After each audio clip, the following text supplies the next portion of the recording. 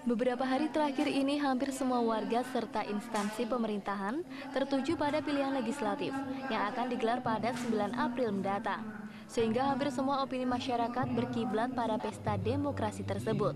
Namun tidak di Kabupaten Ngawi, salah satu organisasi masyarakat yang berada di Desa Gelung, Kecamatan Paron, Kabupaten Ngawi ini patut dicontoh.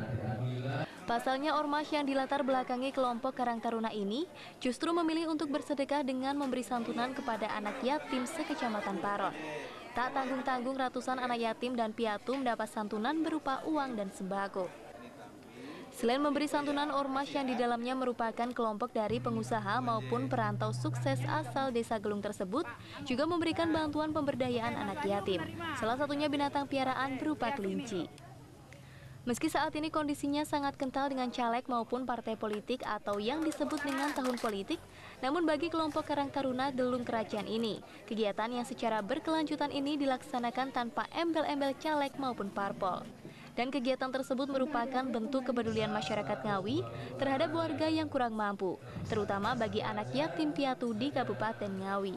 Kita semua itu pengen supaya Desa Gelung ini tidak hanya sekedar menjadi tempat berlabuh kita waktu kecil saja, tapi kita pengen nantinya itu supaya tetap menjadi kenangan manis dan tujuan dari waktu kita masih kecil sampai sekarang ini masih berjalan terus. Terus untuk mencapai itu sebenarnya yang kita inginkan adalah kita ini sangat-sangat meyakini ketentuan dari Sang Maha Pencipta. Jika kita memikirkan orang lain, maka Allah akan mikirin kita. Jika kita mikirin diri kita sendiri, maka Allah akan mikirin orang lain. Oleh karena itu, kita berusaha untuk mengajak semua teman-teman yang ada di Gelung Kerajaan ini untuk belajar memikirkan orang lain. Nah, ini adalah salah satu kegiatan kita untuk memikirkan orang lain, semoga Allah mikirin kita. Nah, nantinya kita harapkan adik-adik kita yang sekarang ini menerima dari bantuan kita, harapannya nantinya bisa belajar dari kita supaya besoknya lebih membuat Gelung Kerajaan ini lebih jaya lagi.